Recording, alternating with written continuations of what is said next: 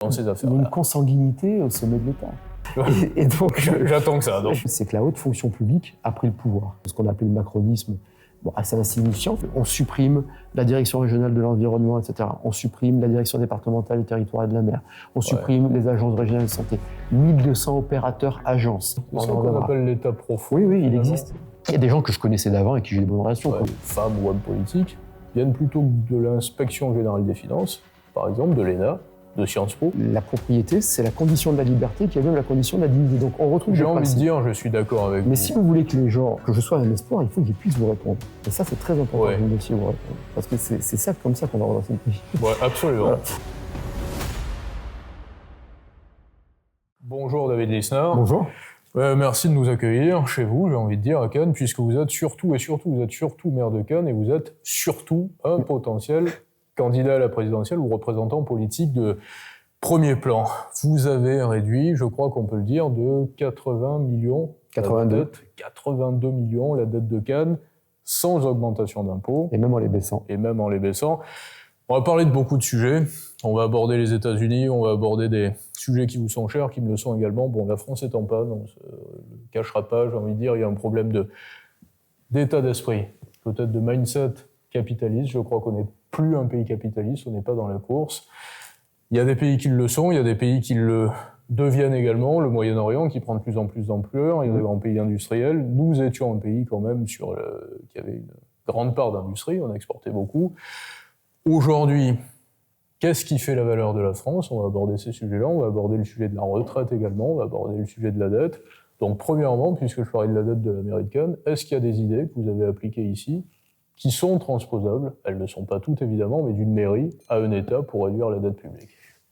Les idées que j'ai appliquées ici, c'est aussi des idées que j'ai appliquées dans des commerces. Ce sont des idées que j'ai appliquées dans des entreprises. Parce que vous êtes fils de commerçant. Oui, et j'ai repris des commerces. Et vous avez été entrepreneur, j'ai vendu un petit niveau, mais j'ai vendu le dernier commerce en 2016. J'ai été dirigeant d'une société de droit privé. Conseil en informatique, c'est bien ça. Non, j'avais créé aussi, j'ai eu de la chance, j'ai eu beaucoup de chance. J'avais créé une boîte que j'ai vendue dans le numérique, oui, ou de l'inconscience. Il en faut beaucoup dans l'entreprise. Je fais une digression avant de vous laisser répondre, simplement parce que c'est assez important, je crois. Voilà, ça commence. Et c'est qu'il y a beaucoup de politiques aujourd'hui, finalement, qui viennent d'un milieu et qui ne sont pas du parti, on va dire, des entreprises. Faire nation, c'est quoi aujourd'hui? Faire nation, c'est être citoyen, être entrepreneur, avoir une idée de la nation, avoir une pratique de la langue aussi, avoir un héritage culturel. Et la plupart des politiques aujourd'hui, des femmes ou hommes politiques, viennent plutôt de l'inspection générale des finances, par exemple, de l'ENA, de Sciences Po, donc sont là pour défendre, si je puis dire, le parti de l'État, entre guillemets. Je veux pas être populiste, plus que de raison, plus qu'il ne faudrait, mais pas pour défendre finalement ce qui fait l'économie capitaliste. Et vous avez peut-être un prisme un petit peu différent, et c'est pour ça que vous m'intéressez. Alors, merci, mais moi, ce qui compte, c'est l'intérêt national, qui passe par une fonction publique de qualité et intègre. On a une fonction publique de qualité et intègre en France.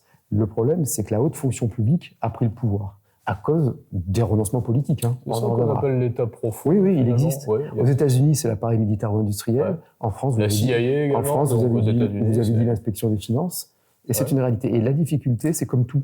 C'est-à-dire qu'individuellement, les personnes sont très bien, mais c'est comme le cholestérol, quoi. Il en faut, mais pas trop, et il en faut du bon. Et il faut faire des prises de sang et savoir où on en est parfois. Exactement. Et ça génère du conformisme. Et on le voit très bien. Moi, ce qui m'a frappé... C'est la même chose en Italie, en Espagne, en Allemagne, plus en France aujourd'hui. Plus en France, en raison de l'histoire de la France très centralisée. Donc le centralisme, on a recentralisé le pays depuis une quinzaine d'années, on voit les résultats d'ailleurs. Plus qu'en France, par l'histoire, parce que la France est faite par l'État. Donc l'État est très important chez nous. L'État a presque précédé la nation dans certains cas. En tout cas, la structure. Et même les économies locales, finalement. Alors l'Italie, ça n'a rien à voir. L'histoire de l'Italie est totalement différente. Pour revenir, donc moi, ce qui me caractérise plutôt, c'est, j'ai jamais posé la question comme ça, mais c'est d'être indépendant. Voilà, moi, mes parents étaient autodidactes complets, anciens sportifs et artistes, sont reconvertis dans le petit commerce. Ils ne se posaient pas la question de savoir si leur destin leur appartenait ou pas. C'était une évidence. S'ils ne bouffaient pas à la fin du mois, c'était pas à cause du maire ou du président. Pour être indépendant, il faut être indépendant financièrement. Il faut que l'État soit dépendant financièrement. Donc il faut un esprit entrepreneurial, mais alors entreprenant et entrepreneurial. Voilà. Et ce qui fait que je suis je suis très motivé, c'est que je constate le gâchis du pays, le déclassement vertigineux, éducatif, sécuritaire, industriel, économique. Surtout industriel, j'ai envie de dire, parce que éducatif, c'est une question d'état d'esprit, après de mentalité, là aussi, mais pas de financement. On a 80 milliards, je crois. Non, je parle des résultats. Des résultats. Non, mais le déclassement est d'autant plus...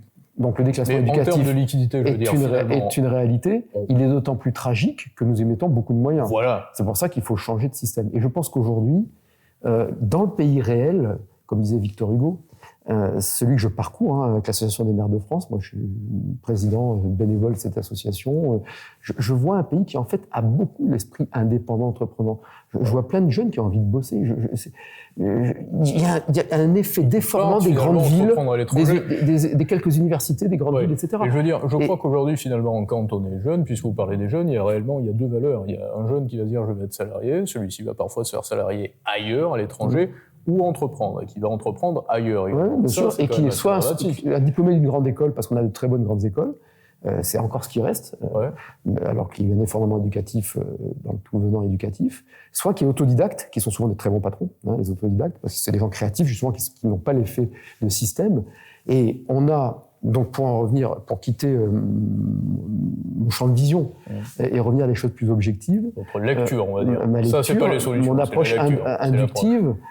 ce que nous vivons aujourd'hui... Je sais qu'il y a beaucoup de gens qui comptent sur vous aujourd'hui dans le pays. Vous savez que vous représentez une dose d'espoir, si je puis dire, vous et d'autres. D'ailleurs, ça peut être ça peut être des personnalités, en tout cas de droite, libérale et capitaliste, parce qu'il faut faire cette lecture-là également aujourd'hui, c'est qu'on a une droite qui est devenue une droite culturelle, idéologique, et il y a une droite capitaliste que vous pouvez représenter. C'est-à-dire par le capital, en tout cas, par la souveraineté financière, par l'investissement, qui ne soit pas dirigé par le public à 100%. Donc là, concrètement, question précise... Par la propriété. Je crois que c'est encore plus important. Le sens de la propriété. Le sens de la propriété est de permettre notamment aux personnes les plus modestes d'être propriétaires de leur vie. Moi, c'est ça qui me motive et qui me guide. Pas être à la charge de l'État, dans un logement social, à mon par parcours. Voilà. Et parce que la propriété, c'est la condition de la liberté qui est même la condition de la dignité. Donc on retrouve J'ai envie de dire, je suis d'accord avec vous. Mais si vous voulez que je sois un espoir, il faut que je puisse vous répondre. Et ça, c'est très important que vous me laissiez vous répondre. Parce que c'est ça, comme ça qu'on va redresser le pays. Ouais, absolument. Voilà. Et donc, j'attends que ça. Donc, je crois profondément qu'on est à la fin de plusieurs cycles. Il y a un cycle court, c'est la fin de ce qu'on appelle le macronisme. Bon, assez insignifiant finalement, mais il faut en sortir vite parce que c'est en train de catalyser l'effondrement. Il y a un blocage d'ailleurs qui se termine dans un blocage. La révolution s'est tournée en rond, mais là c'est tourné en rond comme le hamster. C'est répéter les mêmes erreurs. Il y a un cycle très long qui est le cycle de l'européanisation du monde, dont on arrive à échéance, et on le voit très bien avec la résurgence des empires qui retrouvent toute leur vocation expansionniste, reptilienne, et qui pose la question de l'indépendance, de la puissance. Parce que la Chine, moi ce que je vois aujourd'hui, c'est que la Chine, qui était une dictature entre guillemets socialiste, enlève chaque année, on va dire, des verrous, c'est-à-dire que les sorties de capitaux, par exemple, sont augmentées. Vous pouviez sortir avec 50 000 $, là, c'est un petit peu plus. Et qui a fait de la richesse et qui a créé de la richesse par l'industrie. Et nous, finalement, on est en voie un petit peu de socialisation, de dictature sociale, si je puis dire. C'est peut-être un peu fort, mais en tout cas... En tout cas, le concept est bon. Voilà. Donc, vous êtes président de la République demain. Quelles sont les premières mesures dans l'absolu ? Il y a un troisième cycle, parce qu'il faut, pour avoir les bons remèdes, il faut avoir un bon diagnostic. C'est le cycle de l'État-providence qui commence dans les années 30. Et aujourd'hui, qui est cuit, qui reposait sur une démographie forte, donc beaucoup d'enfants, et des exportations, qui reposait sur de la compétitivité, de l'exportation, de la croissance, et qui reposait sur une immigration maîtrisée et une immigration de travail. On va dire un circuit fermé, ethnologiquement. Donc aujourd'hui, la grande supercherie politique, notamment à gauche, mais qui va jusqu'au RN et qui comprend la droite et le centre, c'est de faire croire qu'on peut revenir aux 30 Glorieuses sur un modèle d'État-providence. Donc, mon offre et ma proposition... On peut pas réindustrialiser. On peut réindustrialiser. On peut réindustrialiser. Qu'est-ce qu'on fait pour réindustrialiser ? Et ne pas rester sur de la niche. Donc, la proposition qui est... Ne pas avoir trop de monopole, en quelque sorte. C'est ça que vous voulez dire, sur de la niche. Non, c'est pas... Alors, vous posez une autre question. Alors, le monopole, c'est souvent le mal absolu. Plus que le statut même, public-privé. Moi, j'ai fait les deux. Le pire, c'est quand il n'y a pas de concurrence. Parce que le monopole paralyse l'économie, finalement. L'économie, c'est de la circulation de monnaie. Il la statufie. Et il enferme il tue l'émergence des solutions innovantes. Donc, à terme, c'est de l'appauvrissement collectif. Il entretient des situations de rente et il entretient du déterminisme social. Donc, c'est mauvais pour l'économie et pour la société. J'ai l'impression que monsieur le prix Nobel d'économie aujourd'hui, Philippe Aghion, qui a contribué assez largement au programme de notre président actuel, Emmanuel Macron, a finalement une forme de doctrine qui est une fabrique à monopole, puisqu'elle inclut une économie très dirigée, très décidée, par l'État. Il y a deux aspects dans ce qu'il dit, parce que moi j'ai eu des échanges avec lui où il n'insistait pas là-dessus, il insistait sur quelque chose de juste, c'est-à-dire que dans le XXIe siècle, surtout en Europe, si on ne relève pas le défi de l'innovation, on parlait des empires, mais on pourrait parler du Middle East et du Moyen-Orient, quand on voit l'innovation galopante dans cette zone du monde. Vous avez des gens comme Revolut, par exemple, qui étaient en Europe et qui portent à s'installer. Donc on est à la fin de ces cycles et les choses vont très vite aujourd'hui. Et c'est pourquoi il faut retrouver un cycle politique. Si je vous dis qu'on réduit l'imposition à 15% pour toutes les sociétés, un impôt sur les sociétés, la TVA à 15% à taux unique, est-ce que c'est une proposition de base qui vous paraît unique, en contrepartie, en supprimant peut-être tout ce qui correspond, comment dirais-je, sans trop en dire, à une forme de capitalisme de connivence, de connivence, crédit d'impôt recherche par exemple, qui sont pas seulement des crédits, qui sont aussi des subventions directes de l'État. Est-ce que c'est possible? Est-ce qu'on peut le mettre en place? 15%, je peux pas vous le dire comme ça, mais le principe, c'est ce qu'il faut. C'est-à-dire, d'abord, d'avoir une stabilité fiscale compétitive, parce que la stabilité dans la non-compétitivité, c'est absurde. Donc, il faut deux facteurs. Peut-être rassurer les investisseurs pour également. Retrouver de la confiance entrepreneuriale pour ceux qui investissent, qui prennent des risques, et pour les salariés et les talents, ceux qui se forment. Il faut de la performance et ensuite de la constance fiscale et sociale. Or, aujourd'hui, on a les deux, on a le contraire dans les deux cas. La seule constance que l'on va avoir, c'est celle des gens au pouvoir qui créent l'instabilité partout ailleurs, y compris en abandonnant la réformette des retraites. On va y venir. Donc, le principe de la flat tax étendu, pas simplement aux dividendes, aux revenus de capital, etc. Moi, me paraît une très bonne mesure. Jacques Marseille l'a théorisé à l'époque, on a beaucoup échangé avec lui. Et le fait de dire, on va supprimer les 3000 dispositifs d'aide aux entreprises, soit en subvention directe, soit en crédit d'impôt, mais on va baisser encore plus fortement les surprélèvements qui pèsent sur les entreprises, parce que ce qu'oublie de dire... Pour ramener de l'économie de marché, finalement. Pour ramener de la dynamique, de la compétition, lutter contre le capitalisme de connivence, tout ça, je l'ai dit devant le MEDEF, je l'avais dit à l'université d'été du MEDEF, et ce qu'oublie de dire ceux qui disent, regardez, les entreprises bénéficient, alors, selon les jours, de 140 milliards, 200 milliards. Patronal MEDEF, est-ce qu'il n'y a pas un autre patronat en France? Laissez-moi terminer. Il y a quelque chose qu'il faut vraiment qu'on fasse et que je puisse terminer une réponse. Oui, bien sûr. Vraiment, alors je vous laisserai dans le bureau, il n'y a pas de souci, vous êtes chez vous, ça appartient à la collectivité. Mais c'est très important. Vous êtes maître en ces lieux. Non, je suis pas du tout. Vous êtes maître de l'interview, mais je suis maître de mes réponses et de ma capacité à être patient. Donc là-dessus, ceux qui disent les entreprises touchent de 140 milliards ou 200 milliards d'aides et elles coûtent cher, etc., oublient de dire que malgré ces aides, les entreprises payent plus de fiscalité qu'ailleurs en Europe. Donc ce qu'il faut, c'est supprimer au maximum ces aides, sur le principe, et deuxièmement, supprimer les prélèvements sociaux en premier et fiscaux, notamment un peu de production, la C3S, etc., qu'il faut supprimer très rapidement, parce qu'elle est en haute compte d'exploitation, donc elle pénalise tout, et recréer de la confiance et de la constance. Cela, un projet qu'on travaille avec mon parti Nouvelle Énergie, on l'a bien avancé, il faut le faire de façon massive, très vite, avec un plan de baisse de dépenses de l'État. C'est pas une fin en soi, enfin, dépenses publiques, qui n'est pas une fin en soi, mais qui est la condition sine qua non pour pouvoir dire on baisse la dépense, donc on va pouvoir moins cotiser en rétablissant les comptes publics, et c'est cotiser moins pour gagner plus. Donc c'est gagner plus en tant qu'investisseur, gagner plus en tant que travailleur. Quelles dépenses on baisse en premier? Puisque les dépenses, c'est toujours le même problème. Alors, tout le monde dit non, mais pas ça, pas ça. Oui, mais en fait, personne ne le fait. Les dépenses de fonctionnement. C'est des dépenses de fonctionnement. C'est-à-dire que les dépenses, les pays qui ont baissé la dépense productive, ce qu'on a fait ici. On a multiplié par 10 la capacité d'autofinancement dans une ville qui était endettée et pauvre, contrairement à ce que les gens croient. Mais il y a beaucoup de riches et beaucoup de pauvres. Oui, mais n'empêche que le revenu médian est inférieur à la moyenne départementale, régionale et nationale, que le taux de pauvreté est de 21%, la moyenne française 14%, donc c'est 50% de plus, passer de 14 à 21, 7 points sur 14. Donc c'est comment? c'est un travail de baisse de réduction du périmètre. Ouais. Aujourd'hui, l'État n'a pas à me dire par l'ADEME combien de fois je dois laver ma chemise ou mon caleçon. L'État ne doit plus subventionner. Nous sommes dans un État qui subventionne l'importation de pauvreté et l'oisiveté et qui pénalise la création de richesse. Donc, c'est des principes, c'est absurde. Globalement, sans entrer dans le détail. Mais je peux entrer dans le détail parce que l'idée, c'est de faire 80 milliards de baisse la première année. Et il faut être en tendance au moins 200 milliards. On me dit que c'est excessif, c'est pas du tout excessif. S'il y avait 200 milliards de moins de dépenses aujourd'hui, on serait encore le pays qui dépense le plus avec l'Italie, la Suède, etc. Puisque on est à 58% de PIB maintenant des dépenses publiques. Un point de PIB, c'est quasiment 30 milliards. Donc, en enlevant 200 milliards, vous êtes encore à plus de 50%. Le taux normal, entre guillemets, selon David Lisnard. C'est quoi, c'est les États-Unis, 37, 38? Non, ce serait 40, quoi. 40. Moyenne de l'OCDE, 40. Ouais, alors peut-être un peu plus selon le système que l'on veut mettre en place. Mais ce qui est sûr, c'est qu'on doit essayer de tendre vers ces 10%, ce qui va relancer le service public. Parce que on est dans une courbe descendante de l'affaire aujourd'hui.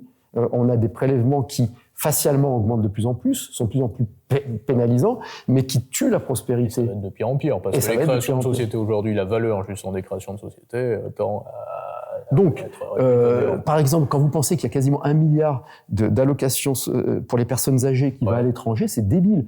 Que personne ne devrait pouvoir vivre à l'étranger et bénéficier d'une aide sociale payée en France dans un pays qui est surendetté. Mais ça vaut pour y compris pour des classes CSP un peu plus qui vont au Portugal, quoi. Supérieur, bien ça vaut sûr, pour tout le monde. Bien sûr. Retraite par répartition aujourd'hui en France, vous prenez, je le crois, une retraite en partie par capitalisation. Oui, depuis longtemps, oui.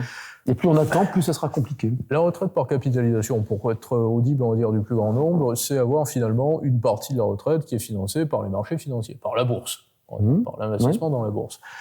Premièrement, pour que les investissements dans la bourse soient rentables, j'essaie de faire un schéma assez prosaïque, il faut que la bourse fonctionne parce que les États occidentaux, si on a des bourses occidentales qui marchent, sont libérales, capitalistes et qui laissent libre cours, libre champ aux entrepreneurs, à l'innovation et pas simplement à l'État. Vous êtes d'accord avec moi? Absolument. Il faut avoir des politiques qui soient en capacité de gérer des fonds de retraite également, de superviser des fonds de retraite, d'autres de gérer également des politiques ou des gestionnaires dans des compagnies d'assurance, des banques, de gérer des caisses de retraite.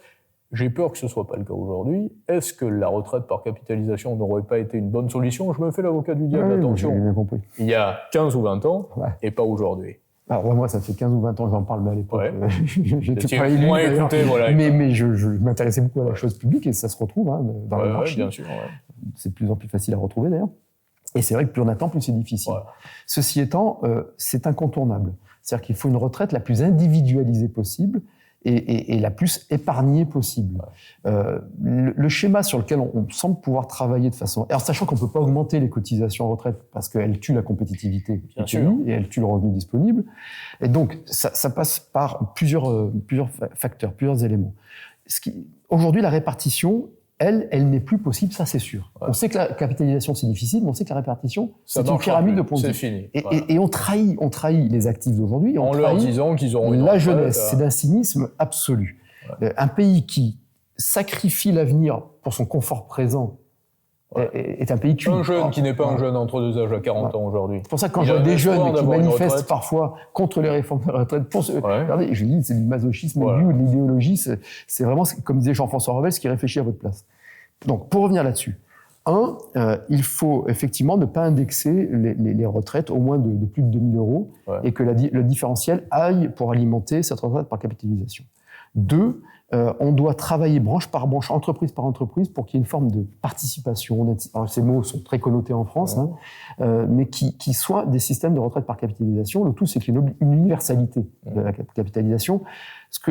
L'objectif, c'est d'atteindre d'ici 2040 25% dans la pension de retraite. Je vous donne juste un chiffre, parce que ensuite, moi, je lis la Fondation pour l'innovation politique qui propose des choses intéressantes, l'Institut Molinari a fait des choses très intéressantes aussi. Je suis de moins en moins pour un grand fonds français détenu par l'État, etc. Je ne suis pas pour, d'ailleurs. Je pense que quand je vois l'agilité et la compétence des private equity, exactement, et des private equity, etc., qui sont tout à fait plus performants. L'État peut être un dernier assureur à la rigueur si on veut aller jusqu'au faire plaisir à beaucoup de gens. Donc là-dessus, il y a aussi des cessions d'actifs. Il faut rendre aux Français leur argent, qui est dans des actifs inutiles et qui alimente cette retraite par capitalisation. Il faut peut-être aussi ancrer dans une forme de constitution qu'il n'y aura pas de mobilisation de l'épargne privée, comme on en entend trop parler aujourd'hui. C'est déjà constitutionnel. C'est constitutionnel. La propriété privée est inscrite dans la Constitution. Sauf notamment dans la Déclaration des droits de l'homme et du citoyen. Absolument. Où c'est parfaitement rédigé et c'est dans le bloc de constitutionnalité, mais tout le monde s'assoit dessus. En tout cas, tous les gouvernants s'assoient dessus.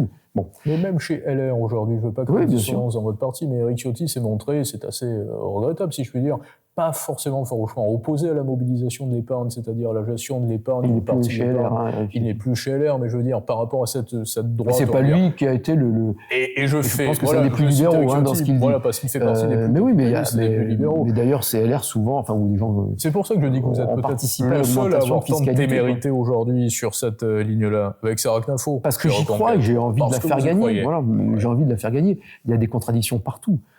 Chez Reconquête que vous citez, il y a un discours très colbertiste, interventionniste d'Éric Zemmour, et il y a un discours qui est plus quasiment celui de Nouvelle Énergie de Sarah Knafo, puisqu'elle reprend même les 80 milliards de baisse de dépenses la première année. Et je trouve qu'elle le fait brillamment, il n'y a pas de question. Éric Ciotti a dit des choses très justes sur les PEA. Chez Hervé Morin, il dit des choses aussi... Il y a des libéraux, alors, en fait, est-ce que vous n'êtes un pas peu partout, et il y a beaucoup... Non, je suis volontariste. Votre respect, si je puis dire, mais je veux dire, est-ce que vous croyez vraiment... Autrement, Est-ce qu'on peut faire du neuf, est-ce qu'on peut faire du capitaliste avec des personnes qui ont décidé de s'engager au centre, lorsque le centre a donné justement ce qu'on en connaît aujourd'hui, le modem, Horizon, UDI, est-ce que c'est possible ça? Moi, je veux faire une rupture totale avec les étatistes du centre, de la gauche, a fortiori, et de la droite, et du RN. Vous parlez d'union des droites avec des gens qui ne sont pas vraiment de droite. Non, je parle pas d'union des droites, je parle pas de ça. Vous parlez d'union des droites. Non, mais si je reste dans votre ligne vous me dites... au centre, ils ont fait ci, ils ont fait ça. Mais j'ai vu les discours, les travaux parlementaires sur le budget. Le RN votait 34 milliards d'impôts en plus en 48 heures. Je l'ai vu. Donc, c'est pas un truc qu'on invente. Justifier un nouvel impôt sur la fortune financière, dire qu'il y a une épargne improductive, c'est ne rien comprendre. Épargne improductive avec des actions, qui plus est. Et Jordan Bardella, représentant du Rassemblement national, défend cette idée que les actions sont de l'épargne improductive. Mais l'épargne improductive, ça n'existe pas. C'est un oxymore. Parce que si c'est presque un aveu que la dette publique est improductive, parce que lorsque le Rassemblement national, sur incitation d'Horizon, vote justement cette taxation sur l'épargne improductive, et qu'on s'aperçoit que finalement, il y a la dette de l'État dans les fonds d'assurance vie, ça en revient à admettre que investir dans la dette de l'État est improductif. Oui, mais c'est jamais improductif. C'est-à-dire qu'une épargne, c'est-à-dire que si vous-même, vous avez de l'épargne sur un compte et que vous ne vous en occupez pas, le banquier s'en occupe pour vous. Il le place, la banque... Elle sert de collatéral. Mais bien sûr, voilà. tout le temps. Quant à la dette de l'État, on est face à un vrai mur aujourd'hui. L'État... 3400 milliards. De dette, des intérêts, un remboursement des intérêts qui représente 6 fois le budget de la justice. Et qui sera en 2027. Qui va passer devant l'éducation nationale. Devant l'éducation nationale. 90 milliards. Donc c'est pas virtuel. En sachant qu'on a 55% de dettes détenues par des étrangers, ça veut dire une j'ai écrit un papier là-dessus dans l'opinion récemment, qui pose un vrai problème d'indépendance et de souveraineté. N'oublions pas qu'au moment de la crise de Suez, les Américains ont dit aux Anglais, vous vous retirez parce qu'autrement on vend de la livre sterling. Donc on se crée un problème géopolitique majeur de souveraineté par le fait que la dette est détenue majoritairement par des étrangers, 55%, ce qui n'est pas du tout le cas du Japon, par exemple, ce qui n'est pas le cas de l'Italie, etc. Et qui appartient aux Japonais. Ensuite, on doit emprunter l'État 320 milliards cette année. On vient d'être dégradé. La dégradation Ce qui est plus d'année en année. On avait battu un record l'année passée. Exactement. Et le déficit de l'État dont le cumul fait la dette, c'est pas par rapport au PIB, bon, ça peut être intéressant intellectuellement, mais en fait c'est par rapport aux recettes. Quand vous avez quasiment 40% c'est là où il y a une question par rapport à la propriété privée que vous soulignez assez brillamment, c'est que j'ai l'impression qu'aujourd'hui, la plupart des politiques amalgament justement la nation en se disant que quoi qu'il en soit, l'endettement que fait l'État, c'est-à-dire les décisionnaires, en tout cas les représentants à un instant T de l'État, seront remboursés, cet endettement sera remboursé par tout le monde. Pas seulement par l'État par rapport à ses recettes, mais aussi vous par rapport à votre épargne, moi par rapport à mon travail, mon épargne, et que tous les Français vont devoir rembourser cet endettement. C'est ça le problème de géométrie. Oui, vous avez raison. Et pour finir le raisonnement, aujourd'hui, on a des taux d'intérêt. Je regardais les OAT. Vous vérifiez, mais je pense qu'on est à quasiment 3,5, c'est-à-dire plus que la croissance, honnêtement. Et encore, on sait que la BCE, la Banque Centrale Européenne, intervient et que la Banque de France voilà. n'a pas le droit d'acheter directement. Enfin, je crois qu'il n'a pas le droit, mais qui fait acheter par les zinzins, par les... Ce qu'on appelle le quantitative easing, et qui investit sur le marché secondaire. Donc, si on était sur un vrai marché libre, mais qui achèterait cette dette? Très peu de gens. Bien sûr. Si vous voulez vraiment acheter de la dette d'un État souverain, aujourd'hui, vous achetez plus de la dette italienne, vous achetez de la dette espagnole, l'Espagne qui a un redressement budgétaire intéressant, le Portugal qui est excédentaire. Vous avez des obligations privées de grandes sociétés, y compris même comme EDF par exemple, mais de sociétés comme LVMH, qui ont des taux inférieurs au taux d'endettement de la France. Oui. Ça, c'est arrivé il y a seulement 2 ou 3 mois, c'est sans précédent. Donc ça montre bien qu'il y a finalement une perte de confiance des marchés qui commence à se voir de plus en et plus. que ça devient artificiel. Et quand la dégradation des notes, on dit elle va provoquer une conséquence sur le marché, mais c'est un peu la poule et l'œuf. C'est aussi parce que c'est le marché qui adresse des signaux et les agences Ce qu'on est en train de dire, si je résume un peu ici, c'est que les agences de notation ne notent pas, elles estiment et elles apposent une note par rapport à des estimations qui sont déjà parfois plus politiques aussi. Très politiques. Voilà. Et pour revenir à la retraite, pardonnez-moi mon cerveau. Bien sûr, par capitalisation. On avait fait une évaluation si on avait pris une cohorte de retraités 1982, donc qui cotisent 40 ans et qui partent à la retraite en 2022.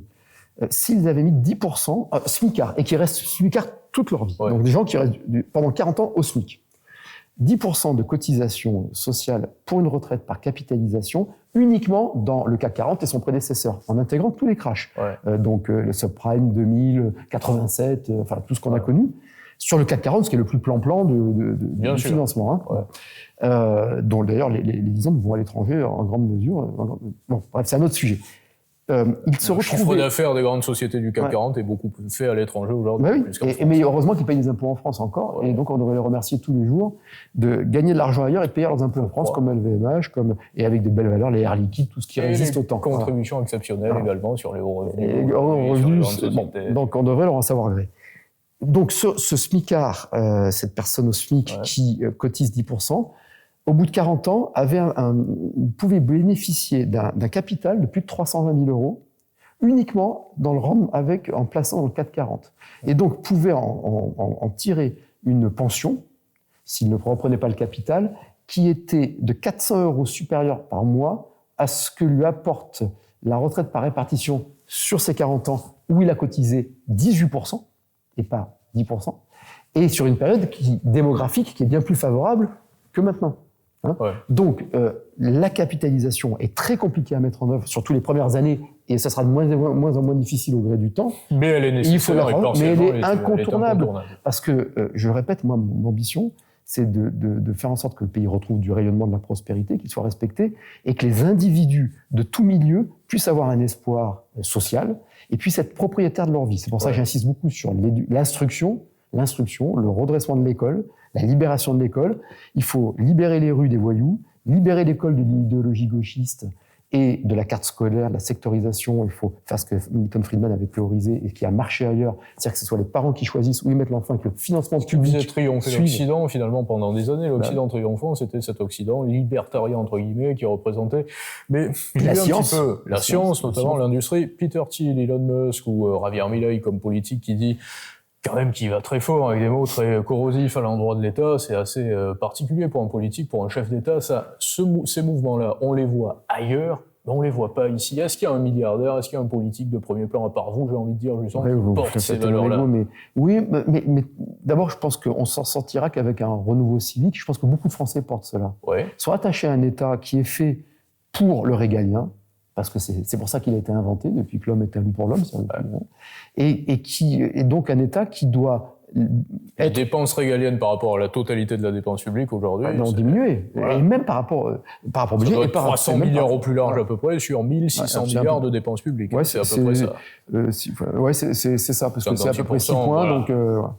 et de PIB, donc sans compter les potentiels des économies de fonctionnement qui pourraient être faites. Et donc pour revenir là-dessus, il me semble qu'il y a une demande dans le pays qui ne rencontre pas une offre politique aujourd'hui. Je pense qu'on peut le faire. J'en suis archi convaincu.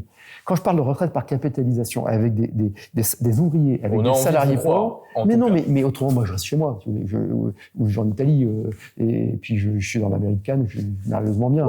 Je travaille, j'ai des équipes, il y a des problèmes. C'est comme une entreprise, quoi. Donc, c'est une vie intéressante. Donc, là-dessus, ce qu'il faut aujourd'hui, c'est beaucoup plus de liberté pour ceux qui produisent et beaucoup plus d'autorité contre ceux qui nuisent. Donc on a besoin d'un État. Je ne suis pas libertarien. Je trouve ça séduisant intellectuellement, c'est rigolo, c'est provocateur, etc. C'est pas le sujet. Ce qu'il va falloir, c'est couper. Il faut beaucoup de liberté. Voilà. De libéralisme. La France, avec Bastia, produit les plus grands esprits en la matière. Et voyez, je vais peut-être vous choquer, mais on dit souvent je ne crois pas. De Gaulle, Étatis, etc. N'empêche que ce qui se passe, la France a su faire ces révolutions et tailler à la tronçonneuse, couper à la tronçonneuse. Mais c'est pas la France d'aujourd'hui, vous êtes d'accord avec moi, ça ressemble plus. Il y a eu vous avez le syndrome habituel des gens intelligents qui connaissent le monde des entreprises et qui tombent dans le fatalisme. À chaque fois, je sais, je fais des dîners. Parce que je voyage beaucoup et que malheureusement, je m'aperçois aujourd'hui qu'à l'étranger, la France est un pays d'affaires, de business, en France, surtout politique. Sauf que la France est extrêmement créative, que si on remet de l'ordre et que on suit des principes simples, politique publique, coût-avantage, évaluation, étude d'impact. Je vous provoque un peu parce que j'ai envie de vous croire, évidemment. Mais je sais bien. Neutralité scientifique, par exemple, sur le plan environnemental. Qu'on ne dise pas vous devez faire un toit végétal ou du biocarburant ou du solaire ou du nucléaire. C'est qu'on donne des objectifs, des externalités, on les valorise, et des objectifs atteignables, et qu'ensuite on reconcentre des moyens, qu'on permette la concentration de moyens pour les objectifs. Pour à ce que nous disions précédemment, est-ce qu'il n'y a pas une problématique justement, et vous le soulignez assez justement, de bureaucratie aujourd'hui? On l'a vu avec l'affaire Exaion, Pardon, c'est le cœur de Nouvelle Énergie. On était les premiers à dire il faut débureaucratiser, et pour débureaucratiser, vraiment, il faut déréglementer et il faut supprimer tout le bordel, le millefeuille, qui est pas celui auquel on pense forcément, mais c'est la dispersion des moyens. Jean-Louis Borloo en parle très bien, très bien. Mais comme beaucoup de personnes, lorsqu'elles ne sont plus en responsabilité, deuxième élément... François Fillon en a très bien parlé également ces derniers temps, et d'autres. Enfin, ces derniers temps, il y a quelques temps. Il y a quelques temps, mais je veux dire, il y a quelques mois, mais 10 ans après avoir été Premier ministre. Donc, c'est évidemment revoir la codification, le droit. Le droit doit être réécrit. On est à un moment qu'en bas. Il va falloir. Et je voulais revenir à De Gaulle. Quand De Gaulle arrive en 58, ce qui se passe avant même qu'il change les institutions, les 10 premiers mois après son arrivée au pouvoir en 58, avec le plan Rueff, ça vaut Millet. 320 ordonnances. Il signe 320 ordonnances. Il redresse les comptes publics dans une situation qui était calamiteuse. L'effondrement de la 4e République, avec le difficulté étourdissante de la décolonisation, avec un déficit énorme, il relève le défi et il redresse le pays et ça marche. Il y avait une monnaie nationale. On ne fait pas un plan Rueff en faisant partie d'une zone monétaire. Ça, c'est un vrai sujet aussi. Ça devient un vrai sujet. Ça devient un vrai sujet. Ça veut dire que vous êtes pour traiter en tout cas la question de l'euro ou d'une monnaie nationale ou... Ce qui est sûr, c'est que... alors je renverse la problématique. Aujourd'hui, on a besoin d'un continent européen qui a une unité civilisationnelle, ça c'est indéniable, et qui soit un vecteur de puissance et non plus un étau. Est-ce qu'on a besoin que ce soit une commission? Est-ce qu'il ne peut pas y avoir des traités? Tout ça est écrit là-dessus. Il faut que ce soit la coopération internationale, et une commission européenne ne devrait être que beaucoup plus restreinte dans ses mandats et un levier au service Il y a beaucoup de gens parmi ceux qui nous écoutent aujourd'hui et qui sont en France, justement, qui en ont assez de l'Europe, qui ne sont pas anti-européens pour autant, qui sont plus eurosceptiques. Et aujourd'hui, il faut qu'il y ait une rupture forte avec le fonctionnement de l'Europe. Donc, soit Est-ce qu'on peut abandonner l'idée d'une commission européenne? Est-ce qu'on peut avoir, ou d'un parlement justement européen, et simplement des chefs d'État qui signent des décrets, des partenariats entre pays européens, et qui y ait une coordination entre pays qui font partie d'un groupe? Vous avez quand même besoin... quand vous mettez en place, je ne sais pas si demain on arrive à mettre en place une vraie politique qui stimule, je sais pas moi, les échanges entre laboratoires privés et publics sur la quantité, malheureusement. On a perdu énormément la production industrielle a décliné dans tous les pays, la machine aussi en Allemagne et ailleurs. On a quand même besoin d'une harmonisation normative. La difficulté, c'est qu'aujourd'hui, l'Europe s'est mêlée, a fait de cela une finalité et d'une normalisation à la hausse, surtout la France qui a surtransposé et qu'on a ajouté des contraintes aux contraintes. C'est-à-dire qu'en plus, nous, on a bureaucratisé l'Europe. C'est un autre sujet. Ouais. Donc, là-dessus, aujourd'hui, si vous arrivez à baisser fortement la dépense publique, à relancer le résultat, parce que votre question c'était est-ce qu'on peut avoir un soutien populaire, l'économie capitaliste, pas populaire spécialement, je pense qu'il y est populaire, voilà. Mais est-ce qu'on peut avoir un soutien idéologique d'une partie assez large de la classe à la fois politique et, on va dire, d'une forme d'élite en France? Non, mais alors, deux choses. D'abord, quand je vois des Elon Musk chez Joe Rogan aux États-Unis ou des personnalités qui se mouillent en quelque sorte, c'est la force. Oui, mais c'est le politique qui a fait les choses. C'est Trump qui a cassé le wokisme, qui a fait que des femmes démocrates pour l'avortement, et elles ont bien raison, le droit à l'avortement, pardon, ont voté pour ce diable qui était Trump parce qu'il défonçait le wokisme. Et ça a été évalué. Donc aujourd'hui, on voit bien la participation, elle est élevée sur une présidentielle. On n'est pas dans une crise du démos, du peuple, on est dans une crise du kratos, de l'exercice du pouvoir. Et il y a des cycles. Il y a eu les rois fainéants. Voilà, là, on peut-être qu'on finit avec les rois fainéants. Ouais. Hein. Il y a des cycles. Et je pense que on peut s'effondrer. On peut tomber dans la violence, parce que l'histoire de France, mais on peut aussi avoir des sursauts, comme on en a eu très souvent dans notre histoire. On arrive à la fin de cet entretien, parce que la question en filigrane de tout ça, je crois que tout le monde a peur finalement de voir la France sortir de l'histoire, de la voir un petit peu disparaître. Mais la France et l'Europe sont en train de devenir une colonie numérique. Ouais. Je parlais ce matin du spatial, des États-Unis et de la Chine. Oui. Et se relever dans quelques années. On peut sombrer. L'Europe peut être la Chine du 19e siècle, qui comprend pas le monde et qui disparaît pendant 150 ans. Oui. Oui, 150 ans, c'est possible, bien sûr. Voilà. Il peut y avoir une parenthèse, comme il y a eu la parenthèse occidentale. On peut aussi sombrer dans... Mais sombrer 10 ans et se relever dans 10 ans, ça me paraît moins plausible. Quand vous observez justement... Mais moi, je suis absolument convaincu qu'on va amorcer un cycle positif parce qu'on a ce qu'il faut au XXIe siècle, c'est-à-dire... Qu'est-ce que nous avons ici, en France, précisément? Encore des belles infrastructures, encore des entreprises, un tissu entrepreneurial qui reste dense, même sur le monde de TI, de PME et de quelques grosses sociétés, c'est les ETI qui manquent. C'est pour ça qu'il faut de la capitalisation. Il y a des défaillances records sur les ETI aujourd'hui. Mais c'est ce que je vous dis, oui. Ouais. Parce que on a une créativité qui fait que chaque Français qui va à l'étranger cartonne, voilà, partout, et que la créativité, on reviendrait à admettre que les Français valent plus que la France finalement. Mais c'est assez vrai. Je suis d'accord avec vous sur le talent des Français de l'étranger aujourd'hui. Donc là-dessus, quand on va briser ce conformisme technocratique, quand on va dans les premiers mois dire on supprime la direction régionale de l'environnement, etc. On supprime la direction départementale des territoires et de la mer. On supprime les agences régionales de santé. 1200 opérateurs agences qui ont recruté 420 000 fonctionnaires, qui dépensent 83 milliards, on pense même que c'est 100 milliards. Vous allez libérer... Quand on va faire en sorte que l'énergie soit compétitive, c'est très faisable. Bien sûr. Abondante, décarbonée, compétitive. Parce que l'énergie, c'est fondamental si vous voulez réindustrialiser. Quand on va faire que pour avoir un foncier, c'est pour ça que vous parlez d'Axion précédemment. Axion, qui était une branche EDF, qui a été vendue pour je ne sais pas combien de temps. J'ai écrit un papier là-dessus. J'ai écrit un papier sur le sujet. Et pour que tout le monde comprenne le sujet, qui était spécialisé justement, on va dire, dans le haut calcul, qui est nécessaire au minage de Bitcoin, et qui aurait pu récupérer de l'énergie à bas coût, produite par EDF la nuit, pendant les heures creuses. L'idée, c'est de produire la nuit du Bitcoin, d'avoir du minage, et donc de créer de l'actif, et c'est stratégique. Et la cession Amara, fonds américain, a été validée. Bah oui, je l'ai dénoncé. Comment vous l'expliquez ça? Vous l'avez dénoncé, mais comment vous expliquez qu'il puisse y avoir, si je puis dire, l'antagonisme autant de mauvais sens et aussi peu de bon sens dans des décisions prises au sommet de l'État? Parce que dans ces affaires-là. Il y a une consanguinité au sommet de l'État, qu'il soit administratif ou politique. Il y a un conformisme de pensée, parce que j'ai été surpris parfois de voir des dirigeants très intelligents, honnêtes, qui aiment le pays, mais être censé s'occuper de la politique économique de la France, c'est ne pas savoir ce que c'est qu'un EBITDA. Je l'ai vu ça, des gens très intelligents, parce que il faut être praticien à un moment donné pour comprendre, ne pas se laisser enfermer dans un système de pensée, quel qu'il soit. Et ensuite, parce qu'il y a aussi une méconnaissance, je pense, assez répandue des enjeux du numérique depuis une vingtaine d'années et des potentialités du numérique. Parce qu'ensuite, tout ce qui est crypto, pour beaucoup de dirigeants de la caste, ça apparaît soit un truc débile, soit un truc libertarien. Donc ça fait peur, parce qu'on dit comment on va contrôler ça. Et on veut le contrer avec l'euro numérique. qui n'a rien à voir avec l'état d'esprit des crypto-monnaies. Qui est tout le contraire. C'est tout le contraire. C'est tout le contraire. C'est une traçabilité liberticide. Ouais. Bon.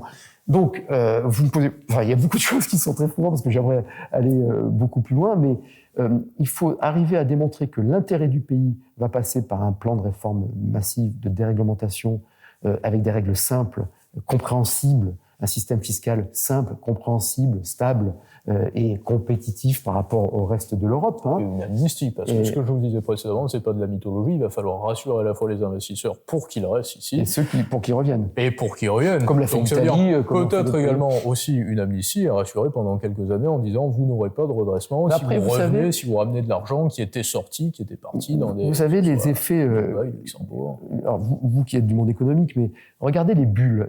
Comme une bulle éclate toujours. Moi, ce qui m'a toujours frappé, c'est de voir des gens très intelligents, CSP+, chefs d'entreprise, brillants, comme vous, etc. Je vous flatte, moi aussi. On n'est jamais assez prudent. Non, mais imaginez que les arbres montent au ciel et ne pas voir les effets de bulle. Moi, je me souviens de la crise de 2000, et en plus, quand on comprend pas bien, hein, donc le truc, le numérique, le machin. Et c'est à chaque fois la même chose. Il y a toujours une bulle quelque part. Toujours. Et souvent alimentée par des fonds publics. Ce qu'on oublie de dire sur la crise des subprimes, c'est que ça vient de fonds publics américains. Ouais. Bon. Donc, et par le principe des notations également sur la crise des subprimes. Ce que je veux dire, c'est que c'est exactement dans la Standard & Poor's à l'époque notait AAA les dates subprimes. Exactement. Et alors que certains commencent à dire attention, ce truc-là est malsain, il est artificiel, il n'est pas connecté à une vraie valeur, à un vrai besoin. C'est comme les gens qui croient qu'il y a une valeur intrinsèque de la monnaie, tu vois, ou que pourquoi l'or monte, c'est parce qu'en fait on perd de la confiance dans la politique monétaire. Enfin, l'or qui devient la première réserve de valeur des banques centrales aujourd'hui, donc même des institutions. Et donc ce que je veux dire, c'est que les effets négatifs de cycle sont... Quand on est dans le mais comme en sport, quand vous êtes en pleine santé, vous êtes toujours en pleine santé. Puis le jour où vous vous blessez, vous pensez que vous n'arriverez plus jamais à boxer ou à courir. Puis en fait, vous vous en remettez. Bon, c'est exactement pareil en économie, dans les cycles économiques et politiques. Et donc là, on est dans une spirale infernale parce que à peu près tout foire. Il y a pas de constance. Ce que vous voulez dire, que plus ce que je veux dire, c'est que si on apporte du positif, si on recrée des flux, si on rémunère le travail, l'investissement, le facteur de production et non pas l'oisiveté. Si on redonne confiance, si on montre à des gamins de milieux différents qui vont avoir une vraie bonne école et qui vont pouvoir un peu mieux choisir leur vie, ça peut aller très très vite. Vous savez, je crois que c'est dans la cantatrice Chauve, quand il dit prenez un cercle, caressez-le, il deviendra vicieux. Voilà. Bon, là, on est là-dedans, donc on continue de caresser le cercle, il devient vicieux. Mais moi, je veux dire, on va briser le cercle, on va briser ces effets de caste. Mais ça va dans la justice. Pourquoi il n'y a qu'une seule école de magistrats? Pourquoi il y a toujours des monopoles? Donc on crée du conformisme partout. Pourquoi la France a réussi dans l'après-guerre? Parce qu'il y avait un cycle de reconstruction, il fallait refaire des infrastructures. Mais pourquoi on a mieux réussi que les autres? Parce qu'il y avait aussi une génération de chefs d'entreprise, de salariés, de leaders syndicaux, de politiques, qui étaient des gens atypiques, parce qu'ils avaient émergé pendant la guerre. Il y avait une dimension sacrée, peut-être, du Donc, c'était pas les petits hommes gris, quoi. Vous voyez ce que je veux dire? C'était des gens qui prenaient qui avaient une liberté qui faisait que les politiques étaient assez âgés, généralement, qu'ils avaient un instinct national également, assez nationaliste. Chaban, il n'était pas spécialement âgé. Non, c'était juste un renouveau, on le qualifiait comme le Kennedy français dans les années 70. C'était le canuet, le Kennedy français, c'était. Ouais, absolument, mais c'est une nouvelle génération. Vous serez candidat à la présidentielle? Je fais tout pour pouvoir l'être. Voilà. Après, c'est comme en entreprise, il faut un principe de réalité. Je fais tout pour pouvoir l'être parce que je ne veux plus faire campagne pour des personnes avec lesquelles vous ne trouverez pas de terrain. Mais qui en fait disent des choses et puis n'ont pas je veux pas être dénigrant, mais n'ont pas la conviction, qui adaptent parfois les convictions aux circonstances. Bon, premier élément. Et je pense qu'un projet libéral, sécuritaire, alors le mot sécuritaire, il fait un peu peur, mais enfin pour la sécurité, et sur l'instruction et la science, les trois plans, pour retrouver de la liberté de création et des flux, recréer des flux, de l'espoir, du positif, pour pouvoir faire en sorte de ne pas être angoissé quand nos gamins sortent le soir. Et troisièmement, ou moi-même d'ailleurs, et troisièmement, pour l'instant ça va, et troisièmement, pour avoir un vrai dénominateur commun national autour de la culture, des grandes œuvres de l'esprit, d'une instruction forte, un niveau en mathématiques élevé, être dans les 5 meilleurs au PISA et pas dans les 5 cancres de l'Europe. Voilà. Donc, ce projet-là, je voudrais pouvoir le porter, je vais le porter. Voilà, je vais le porter, voilà, d'une façon ou d'une autre. C'est pour ça que je dis, puisque on ne peut plus avoir un premier tour de présidentiel qui sélectionne on est sûr d'être éliminé parce qu'il y a une fragmentation. Il faut faire une présidentielle à 3 tours. Donc c'est pas l'union des droites, tous ces concepts là qui gonflent. C'est simplement faire une compétition. Voilà. Et donc plutôt que d'affronter sur un premier tour d'une présidentielle un candidat centriste, candidat reconquête, etc., d'affronter avant.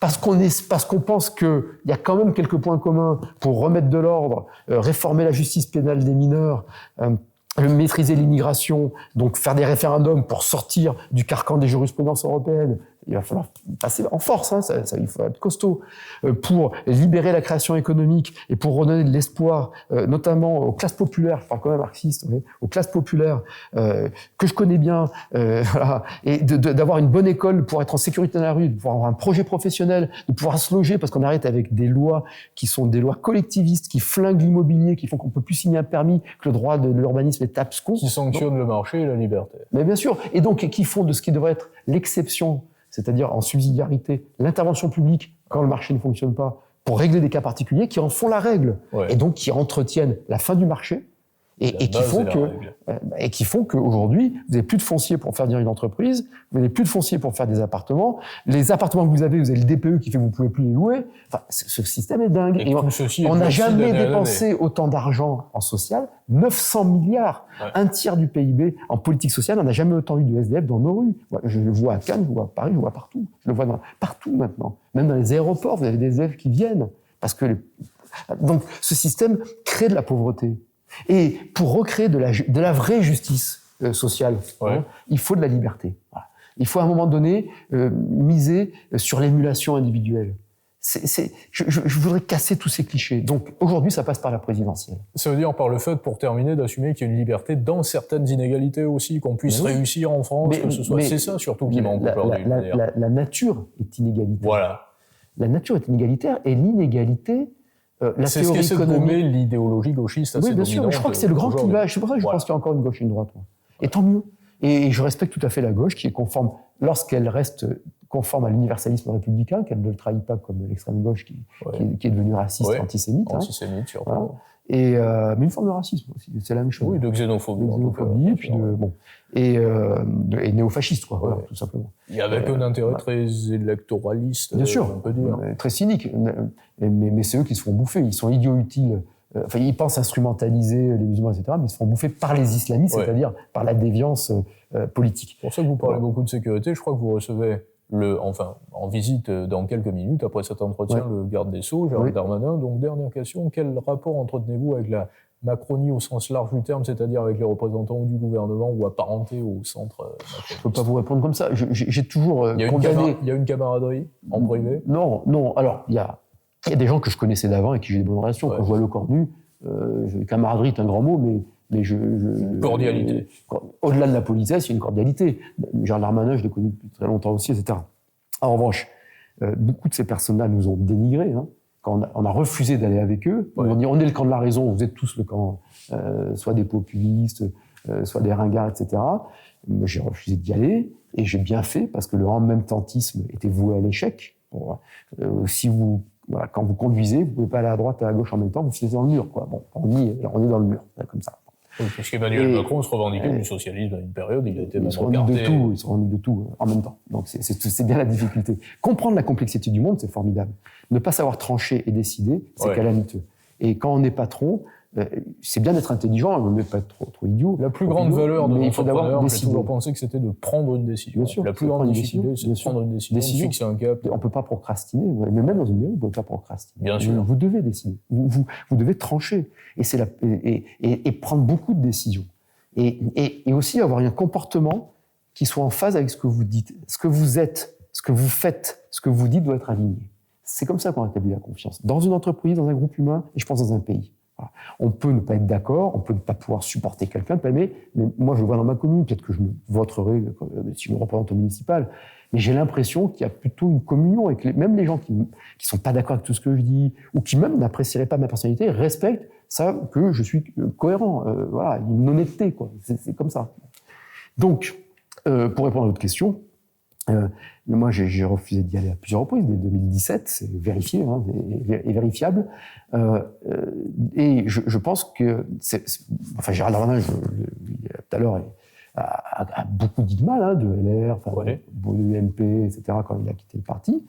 Bon, maintenant, beaucoup en redisent du bien, c'est intéressant, y compris sur les élections. Je vois des candidats municipaux qui disent « Bon, je m'étais barré, mais en fait, ça a toujours été ma famille. Moi, ma famille, elle n'est pas politique, je vous le dis chez moi. » Et donc, Bruno Le Maire également, peut-être. On peut se dire les choses avec franchise, avec respect, mais je suis assez insolent, je suis très libre, mais je veux être courtois et les individus ont le droit de faire des choix qui ne sont pas les miens et j'ai pas la science infuse. Enfin, oui, à un moment donné, la vie, quand on a vécu, quand on a eu des échecs, des réussites, on apprend quand même à relativiser ses certitudes, quoi. Merci David. Merci à vous. Merci beaucoup. Merci de votre intérêt en tout cas.